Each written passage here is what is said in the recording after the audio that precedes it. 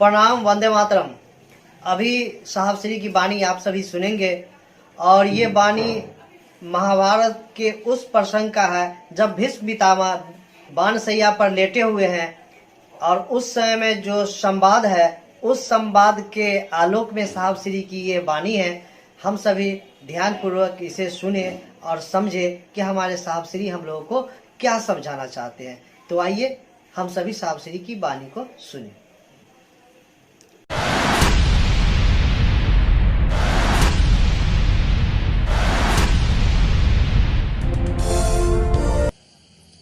एक महादेव का पहले चेला हुआ है, नाम था मच्छेंद्र नाथ। उनका सही नाम था मत्स्येंद्र नाथ, पुकारू नाम था मच्छेंद्र नाथ। लोग पुकारते थे मच्छेंद्र नाथ के नाम से। उनके बारे में इतिहास कहता है कि वे शिव के शिष्य थे। हालांकि उन लोगों ने कहा नहीं कि आप भी शिव को गुरु मान सकते हैं, लेकिन उनके बारे में किताबें कहती हैं कि वे शिव के शिष्य थे। यानी मच्छेंद्र नाथ महादेव के चेला थे और उनका एगो चेला था, यानी मत्स्येंद्र नाथ का एगो शिष्य था जिसका नाम था गोरक्षनाथ, जिसका पुकारू नाम था गोरखनाथ। गोरखनाथ एक जगह लिखते हैं, यानी महादेव के चेला का चेला ये लिख रहा है। आप तो उससे एक सीढ़ी ऊपर है, आप अपने को महादेव का चेला कहते हैं।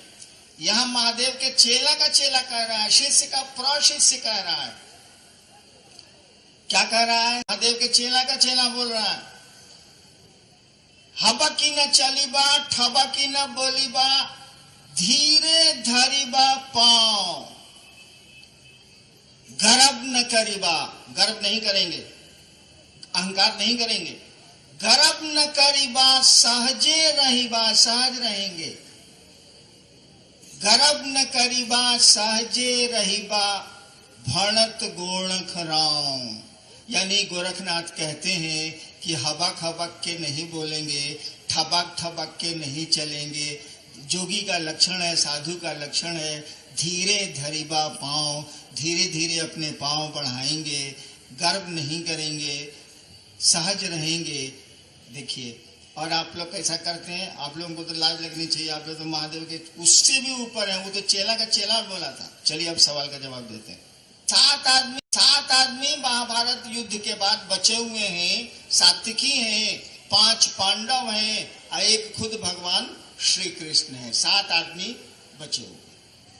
सातों जाते हैं भीष्म पितामह का दर्शन करने के लिए। भीष्म पितामह सरसैया पर लेटे हुए हैं। जब कृष्ण जाते हैं, अर्जुन भी साथ में है, तो पितामह की आंख से आंसू बह रहे हैं, यानी भीष्म पितामह की आंख से आंसू बह रहे हैं। सरसैया पर लेटे हैं, मौत अभी उन्होंने आई नहीं है, उन्होंने मांगा नहीं है अभी मौत को। सरसैया पर लेटे हैं, आंख से आंसू बह रहे हैं।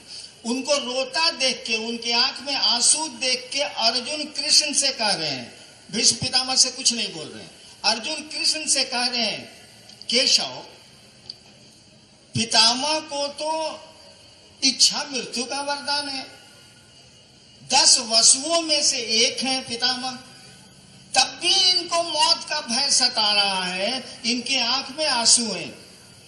कृष्ण से अर्जुन बोल रहे हैं, कृष्ण कोई जवाब नहीं दे रहे। भीष्म पितामह इस सुन के कि अर्जुन जो कृष्ण को बोल रहे हैं, भीष्म पितामह ये सुन के क्या जवाब दे रहे हैं, ये मार्के की बात है, सुनिए। भीष्म पितामह ने कहा, अब अर्जुन को जवाब नहीं दे रहे हैं। अर्जुन ने सवाल किया केशव से, केशव चुप है। भीष्म पितामह अर्जुन को जवाब नहीं दे रहे हैं, वो कृष्ण को जवाब दे रहे हैं। भीष्म पितामह ने कहा कि केशव, मेरी आंखों में इसलिए आंसू नहीं है कि मुझको मौत का भय है, क्योंकि मुझको तो इच्छा मृत्यु का वरदान है। मेरी आंखों में तो आंसू इसलिए हैं कि मैं जानता हूं कि साक्षात परमात्मा पांडवों के साथ है। कृष्ण, मैं जानता हूं कि साक्षात परमात्मा पांडवों के साथ हैं, और जब से साथ हैं, द्रौपदी के स्वयंवर से, और जब से साथ हैं, इन लोगों पर जो विपत्तियों का पहाड़ गिरा है सो अभी तक रुका नहीं है। देखिए, परमात्मा साक्षात साथ में है और पांडवों पर जो विपत्तियों का पहाड़ गिर रहा है, सो अभी तक रुका नहीं है। मैं ये सोच के दुखी, मेरे आंखों में आंसू हैं कि क्या विधाता की लीला है, वो खुद साथ में है और तब भी विपत्तियां रुक नहीं रही हैं, रुकने का नाम नहीं ले रही। देखिए, ये है जिंदगी, ये है दुख। एक ही चीज हम आप कर सकते हैं, हमको आपको मालूम है कि रास्ता खराब मिल सकता है, मिलेगा ही मिलेगा। जिंदगी के रास्ते में आपको खराब सड़कें मिलेंगी ही मिलेंगी, मिलनी ही मिलनी है, कोई इससे बचा नहीं है। तो ऐसा तो कर सकते हैं कि सवारी ठीक चुन लीजिए। आप ट्रैक्टर से क्यों चल रहे हैं भाई साहब?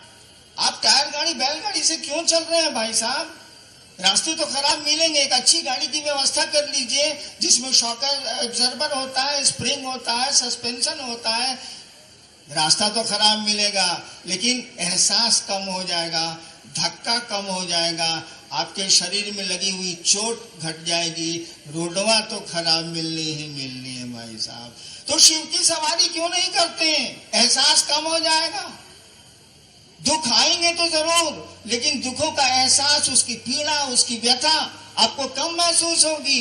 मैंने तो देखा है जिंदगी में, मैंने मामूली दुख झेले हैं क्या, और बस झेल लेते हैं। क्या करें, जिंदगी है, इसी का नाम है, सही चलती है। अब महादेव ही ऐसा चाहते हैं तो कोई क्या बोलेगा, कोई क्या करेगा, कोई कर भी क्या सकता है। नेक्स्ट।